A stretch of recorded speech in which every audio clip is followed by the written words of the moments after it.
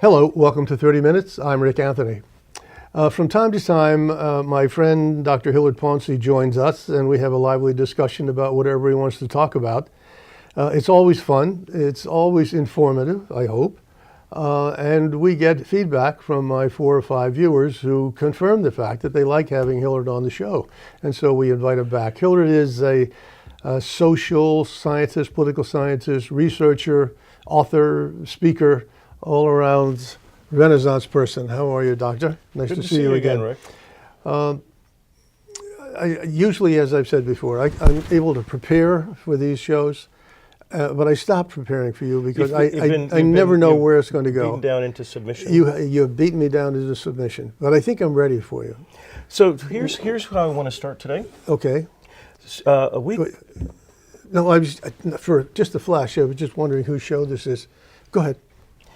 A couple of days ago, I was listening to an NPR broadcast out of Los Angeles, and they reminded me that this was around the time Martin Luther King was murdered 50 years ago. It was an anniversary. Mm-hmm.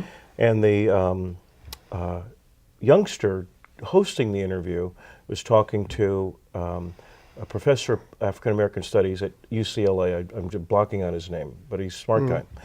And he was explaining to her that what he noticed about Martin Luther, the aftermath, the legacy of Martin Luther King, is in some ways parallel to the Me Too movement. And that may be a bit of a leap, but let's see if we can do it. The essence of a contemporary thing in our lives called the Me Too movement, mostly about women, its complaints, sexual abuse and stuff, is that any woman, any person can be a complainer, and can be expected to be believed. But there had been a time in our lifetime when, in order to be believed about something, in the case of the Me Too group, sexual abuse, in the case of Martin Luther King, racial injustice, you had to be a person of some standing. And your personhood could be interrogated. So, were you wearing the right clothes? Where were you when this happened? Or if you wanted to complain about the institution of segregation, who are you? And one of the elements of the civil rights movement had been the search for the right person. Rosa Parks, for example, was anybody could have complained about sitting on a segregated bus. It happened every day. But a person of unimpeachable character had to be trotted out as the face of the complaint. And she was an humble person, virtuous in many ways, and therefore a good symbol for a protest. And the logic of the day had been if most other people, ordinary people who were put into these back of the bus situations, had said anything about it, it wouldn't have been accepted in a way as a complaint. And so to scale up and make it a national movement, make it politically impactful, get a vote out of Congress, you needed an even more unimpeachable presence, and that's who Dr. Martin Luther King had been. There are many others, Bayard Rustin, brilliant people actually, Thurgood Marshall, but the right combination of skill and presence and all that was the only way it was said to be possible to overcome, then that was the language of the day, this social injustice. Where did he come from? His father, Martin Luther King, was a clergyman. Right? As was the son. As was his son. Right. They were Atlanta people. Yeah. So I don't know the answer to this. Under what circumstances, what combination of circumstances did he suddenly burst onto the scene? He has a local connection. He was a product of a religious institution in Chester, Pennsylvania. It went out of business, and yet you would think that they'd done a pretty good job with him. So he was a man of faith but well educated, and why him is what you're really asking. Why would he be go from the pulpit to the street? There's a pretty good biography of him I want to say Garrow, Garrow is the author, and I've read it, and I couldn't answer your question off the top of my head. You would think it would, someone would know, but at moments, great leaders come from who knows where. Yes. Where does Mahatma Gandhi come Yes. from? Where does Abraham Lincoln come from?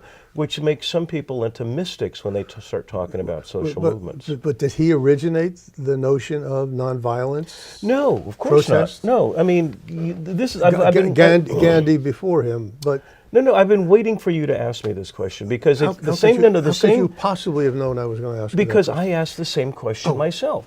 The relevance is that when I was drinking a cup of coffee, reading the paper, listening to NPR, the youngster hosting the program said, well, when Martin Luther King was murdered, there were riots. And the guy goes, yes, there were riots.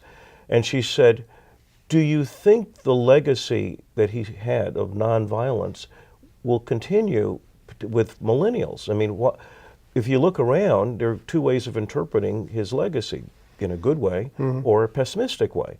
So perhaps you could argue, what's the point of being nonviolent if it doesn't get you what you want? I mean, I'm asking this almost rhetorically because if you'd said, yeah, but there are quite a number of differences between the point that Martin Luther began his efforts and where we are now. The segregation that he was literally interested in is long gone. The consequences of segregation are what we're dealing with now, and the informal inequalities and differences and separations are what we're talking about now. And that's even complicated because in some cases, people of color prefer the company of people of color. So you can't just say, boy, we should only measure his success by the literalness of integration. He had many, many disciples at that time. But I want to finish up on this topic of nonviolence. So the question could have been rhetorical. Do you think young people will have given up on nonviolence? And I was thinking about this. Why do journalists put words in the mouths of people? Who's asking that question? And then I realized that at the moment of his death, that it was exactly the question on the table. And I know because at the time I was a college kid. I was in the student newspaper. I'd worked for the Boston Globe. And on the night of the riots after his death, I got a call from the Boston Globe. They wanted me to come help cover the riots. And at first I was very flattered by it. And once I got there, I found out what was really going on. What was really going on was that these very beefy, dare I say, Irish reporters were afraid on a night of racial violence. So they were shrewdly saying, let's get, the black kid to hang with us and we'll be safe. And fortunately, some editor heard about it and put the kibosh on it. But I stayed down there to cover it for my college paper. And the people I interviewed were voices of great despair. Why should we care about anything? I think one of the quotes was, anybody can get it, because it seemed monstrous that this man of great virtue could be murdered like that. So his assassination killed hope? Well, that's the kind of talk. Is that what you're saying? Well, let's see. This is at why, least at that time. No. This is why I come on your show, because these are the. You say that every time. Maybe it's true. Okay. Because there are these convenient buzzwords that we're trained to use to get over ordinary chat, and then there's things we should really think about. So as a person on the scene, hearing people in the moment of great crisis, reflecting and being upset, depressed, enraged, a gauntlet of emotion.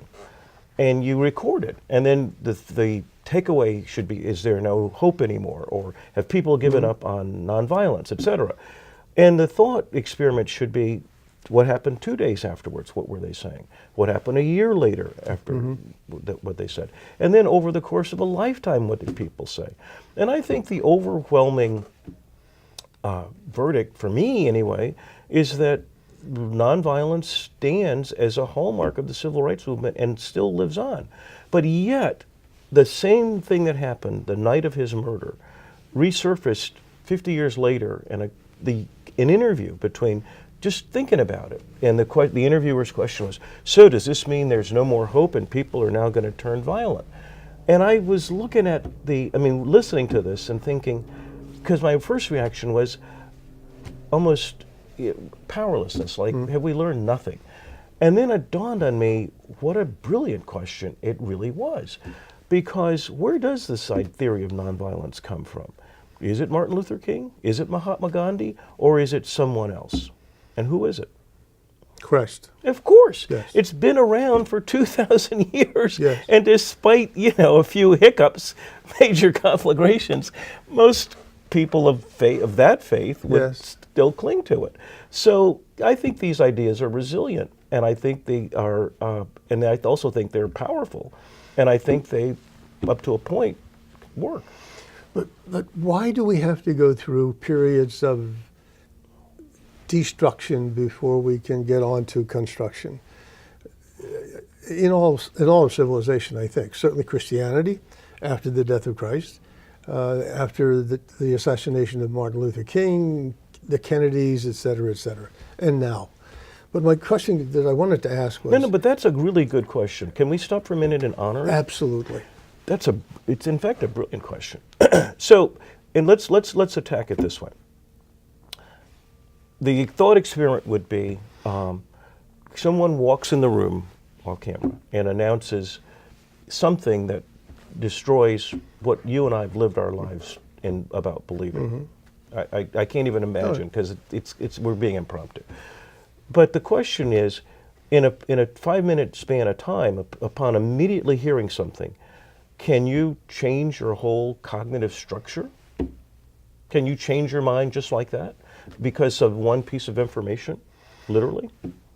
At least temporarily, yes. No. Yes. No, the evidence is pretty... Okay. No, Give me the evidence. Give me the... There's no better... If someone were to walk in and I knew that person and acted, in a way that was absolutely contrary to what I have known about that person, what I would expect from that person, then I might, for at least the moment, wonder why he or she is acting that way and have a different opinion of that person. Okay, let's cut to the chase then. Okay, because this is a famous experiment. It turns out you probably know it. You just don't remember it when it's convenient. Well, that's going too. So in this, I want to say the 60s, but it could have been the 50s, a grad student at Harvard in psychology was looking for a thesis, and this character, Fessinger was his name, was a colorful character and wasn't taking his studies seriously. And he decided to, shall we say, spoof the department by doing his thesis on a religious cult. Some religious cult decided the earth was going to end. And he gave a date. So it's like, look, two things can't be true. So he started hanging out with him, and he recorded it. It was just too good, right? And as the date of the Earth's ending approached, he went with him to the hillside, and nothing happened. And he thought, surely this will change a few minds. Right. And a day or two later, the religious leader accounted for the absence of the earth ending, and he said, the faith of my followers saved the planet. and it was all okay. Did he then change the date? No, I think he might have learned. But the point is, the faith of his followers deepened, because it was like, he must know something. So if you can't change your mind after something like that, when are you ever going to change your mind? And hold on. And so the relevance is that... But again, and this is relevant, that people are put together to hold on to their beliefs. Yes. In spite of the evidence. I think we've just shown that. To hold on to their beliefs. Yes, exactly. But the relevance is that...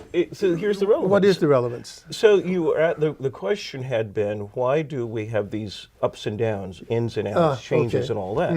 And the point is, and Hegel kind of came up with this one, big boy, was that if you and I are on different sides of some divide, and your side scores a victory. You elect somebody, or you gain in wealth or something, and things look bad for my side.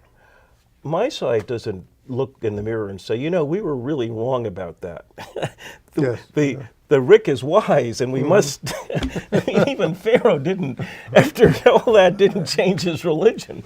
So what'll happen is that people on my side will then go to work to, you know, make an adjustment, fix things. But the adjustment, and this goes to the question I wanted to ask. At the time of his death, Martin Luther King had many disciples, some of whom went on to write, to speak, to continue to conduct themselves in the spirit of Martin Luther King, nonviolence, but agitating, as he did. Nonetheless, what emerged out of that were today's ostensible leaders, and among them Jesse Jackson, Al Sharpton, and perhaps others, who rush to, wherever there is heat, wherever there is pain, wherever there is suffering, in my opinion, for self-aggrandizement, not necessarily in the interest of a movement, certainly to call attention to it, but not to make peace, but to continue the agitation. I don't see how. King was constructive. He tried to be anyway. Today's leaders, in my opinion, from what I've seen, and I haven't studied this the way you have, nor can I really see it from your perspective. I can try, but I can't really. I can't live in your shoes. These people are not constructive leaders. They are not constructive agitators, in my opinion. They create more harm than good. They make situations worse rather than better, because they fan the flames so that people who may want to back up for a moment, take another look at it, try to give someone the benefit of the doubt, or at least give the system a chance to work. You know, you have a wearable. 21st century that's my technology. point. Yeah. I think, regrettably, Martin Luther King's legacy has been lost or is confused today, and has morphed into something else that is not good for the movement. So did you notice anything about what happened while you were talking? Your watch went off. Yeah, but I actually listened. Yeah, I know, but you listened with an expression on your face that I'm not quite sure I knew how to read. Yeah, Were you just tolerating No, me? no. I've been practicing Listening? from watching your show. Yes. First of all, have you noticed not so many hand gestures? No, I didn't notice that, but yes, thank you. Yeah. So you know, people can learn. Mm-hmm. Another is that it's really good to listen. Yes. Make sure you get what the other guy's saying. Right. Or other person. Okay. And I'm waiting for the punchline. there's no punchline. Oh. Yeah, I was actually listening, and again, And your response is that that's a really good question. But ultimately, the game of our show is you're going to say something, and I just no, I'm not. Yes, you are, and you just did. You you really packed it in. You went on and on, and then Then I brought it home. yeah, and then I could do. Okay, do you have a response? If not, I'll go on to my next question. I couldn't. You're not even going to dignify it. I couldn't agree. No, it's a great question, but it's almost like a pitch down the middle of the plate. It's such an easy one, okay. and here's why. Here's why. So first of all, the legacy of Martin Luther King, in fact, did include people who turned to violence. Immediately after those riots, there's street violence, but there were members of the civil rights movement who formed a new organization. No, I'm sorry, I'm going to get this wrong. The Students for SNCC, Students for something Nonviolence, had a leader named Stokely Carmichael. Mm-hmm. And Stokely decided after Martin's murder that the message of nonviolence had been proven wrong, and he advocated for revolutionary violence. And he You have to take a pill or something? no, it's my dad. Oh, your dad. Yeah, my dad. Your 95-year-old dad? 95-year-old dad who just pitched the opener for the Montgomery Biscuits. I give him my best, please. And so Stokely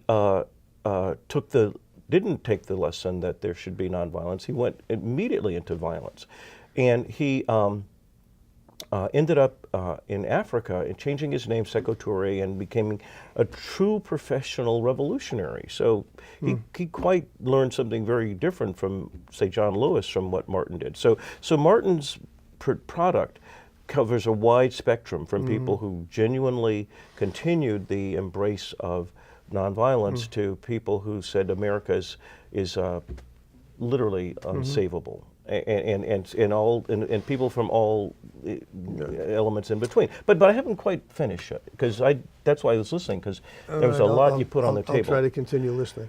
Well, to me, the bigger point of Martin's legacy was that before he came along, there was a very thin margin for being able to enter the American discourse around race. And you had no standing if you weren't an outstanding person. See the punning there? Get that? Yes. And after he goes, the stream for discourse about race opens magnificently, so that it isn't just a handful of people and whether they are his appropriate heirs, and whether one is better than, because they started this game after the civil rights movement got going of who's more radical, who's more correct, who's more powerful, who's good, who's up, who's down, and some of those guys bought into that and didn't seem to me to really see what Martin had ushered in, which was, you don't have to be a special person to complain about things in this country, which is the legacy I would point to, the Me Too movement, the idea that after some local incident, anybody can say, I don't think that was right. Or anybody can say, I think here's how we want our community to operate. But, so that it's more like a Spartacus thing. Yeah, but let's make a distinction, though. I agree with you. In today's environment, possibly as a result of the widening of the aperture following Martin Luther King and as part of his legacy, anybody can complain.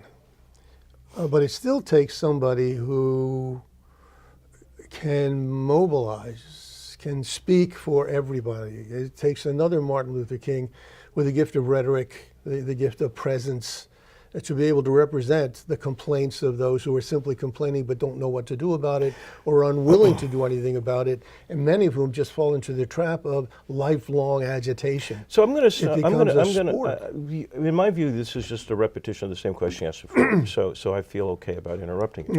All right. So my point is a very straightforward one, which is that you've gone from the idea that only a certain, this is all about leaders and what they do, how they do it, whether they should do it, and whether, some normative assessment. Are they always agitating, or do they only agitate appropriately, yada, yada.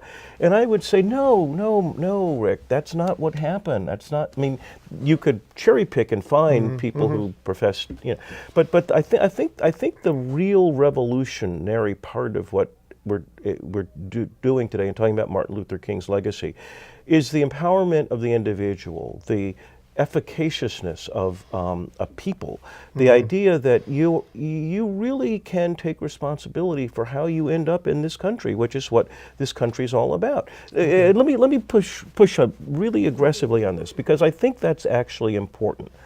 So the American dream is that you can leave a society of rigidity, a scripted basis, and come to a society where the game is to end up in life in some rough approximation to the effort you put into it, right? That's what we all believe.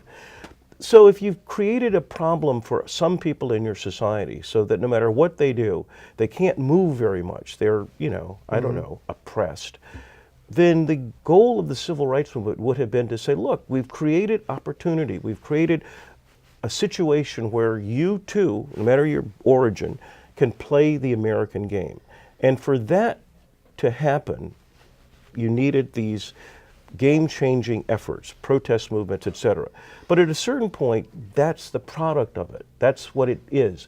And so that means then that for African Americans, and frankly for any American, there's now this tension between saying, look, if I'm not happy about how things have turned out for me or my group, I can say, well, that's on me. I got to fix that. Or I can say, I think I can reach out to my peers and we can collectively do something about that. Then. So it produces a really complex fluidity. I'm not sure we need the Al Sharptons and the Jesse Jacksons and those who have, today anyway, purport to operate in the philosophy and as a continuation of the Martin Luther King legacy. What I think is happening, and I've interviewed some of them here at this desk over the past several weeks, is that the people who are really making a difference, the people who I believe really believed in what Martin Luther King was talking about and his philosophy and his dream, are making it happen, the grassroots. They're not standing on boxes and screaming and hollering. They're not rushing to places that are on fire and trying to get their names in the paper. I'm thinking about a fellow named Don Jackson and Sherman McLeod, who started the Philadelphia Technician Training Institute. They're educating 400 and 500 youngsters in Philadelphia and beyond. They're opening satellite operations. They're collaborating with other people in the interest of giving young people, disadvantaged people, blacks, whites, whatever, yellows, whatever, give them an opportunity to do exactly what you just talked about. Make the effort, work hard, and you'll have a reward, hopefully commensurate with the effort. But I'm talking about Andrew Howell, whom you will meet after this show, who on his own, by himself, all by himself, created a thing called Race for Peace. The primary objective of which has been to bring the police into the communities they serve and to start a dialogue with the people who don't like them, who spit at them, who revile them. But now as a result of it, they're communicating, they're getting to understand one another. He did it all by himself, grassroots. He's not on a soapbox. He's doing it all by himself. I think those are the heroes. I think those are the people that Martin Luther King today would say, way to go. That's what I had in mind. That's what I wanted ultimately, from first getting the attention of the country and the nation, going through this terrible period of blood, of destruction, to come out on the other end where at least there are some people who are doing what I wanted to be done, and more of them. But the question I would ask, Rick, is in order to build up anybody that you like, could be anybody, is it useful to also tear down other people? Is it? It shouldn't be necessary. Well, no. So now I'm going to do a follow-up, and so I think that's a setup question. So what's it's actually I'm beyond that now. Oh, because Rick. of my remarks about Sharpton and Jackson. Yeah. And so I'm going to and so they're now not relevant anymore. Well, I would differ, and I would differ in two respects. So as I said, the beginnings of the civil rights movement were a response to this do you have standing problem? Mm-hmm. Because the game that got played was, who are you to say something? Mm-hmm. And the vulnerability then for any, it could be for any group, frankly, but in this case it was for African Americans, was playing people off against each other, saying, well, you're not as relevant for us, or you're not as allegiant. I'd actually like to finish a point. Go ahead. And so that was one, it seems to me, lesson, which is you've got to, do relative comparison quite a lot. And the second thing I'd say is that's not the same thing as saying everybody is always okay. And for me, the real value of a guy like Al Sharpton is that in some countries, some places, if you're really upset about things, you don't wear colorful outfits. I loved his hair in his previous manifestation. And you walk up and down the street with a bullhorn. You get a gun, or you get a vest with a grenade in it or something like that. So if the worst problem you can come up with for the legacy of the civil rights movement is you don't like, the Reverend Al because he's a bit of a... But he uses guns, he uses weapons, and they're verbal. He's always lobbing into and hoping there's another incineration. No. Those two in particular, Sharpton in particular, is absolutely irrelevant in today's society. It's always good. He shows up in his $1,000 suits with his entourage, and were it not for the fact that there is still misery, there is still acrimony between and among, he wouldn't be able to make a living. He's irrelevant. The people I'm talking about are relevant, and I know you would agree. No, These are the people who are making a difference. The part I'm quibbling with, Rick, is your need to have this cherry picking or I'm not cherry picking. relative comparison, we're talking about a prominent person or the idea that in the movement. or the idea I don't that think he has any value today. That we want to drum. The engineer is telling me we have to wrap it up. Well, so go ahead. If you have a problem, if you have a society and your biggest problem is whether Al Sharpton is a I didn't say it's my biggest problem. well, that's one that came up today. That's so Yeah, but it's, right. It's But- one of but- several points that came up today. Yeah, but that's the one I want to end on. Okay. And to me, Al Sharpton is an American blessing. If that's He's the an American blessing. absolutely. In other words, if Al Sharpton is the most angry, upsetting, difficult person speaking on behalf of people in misery, and his offenses are he has fancy suits, a bullhorn. Hilliard, what I said was he is no longer relevant. Then The we're people lucky. I'm talking about are relevant because they're doing things. To honor one, they're I don't making a difference. To honor one, I don't have to denigrate the other. I think that's my point. I'm not denigrating him. I'm expressing You- an opinion. you know, I'm you expressing said an some opinion. things. You said I'm some expressing an things, opinion. and I He differ. has no. Every place he goes, there's more trouble. He's not a problem solver. He makes problems. Anyway, we're not going to waste the rest of the time. I find him useful, and I know you and I do. particularly love his. You have spoken glowingly of him in the past. We I'm have actually we an have Al an Sharpton honest fan. difference of opinion. But As usual. in order to be an Al Sharpton fan, I don't have to be a critic of anybody else. It's all what is it? Many roads to yes, a better okay. country. We'll find somebody you don't like in the next show. Good for you, Rick. Okay. This has been 30 Minutes with Dr. Hilliard Pouncy, my good friend, with whom I seldom agree, but always have good fun and respect his opinion. Until next time, this is 30 Minutes. I am Rick Anthony. Take very good care of yourselves.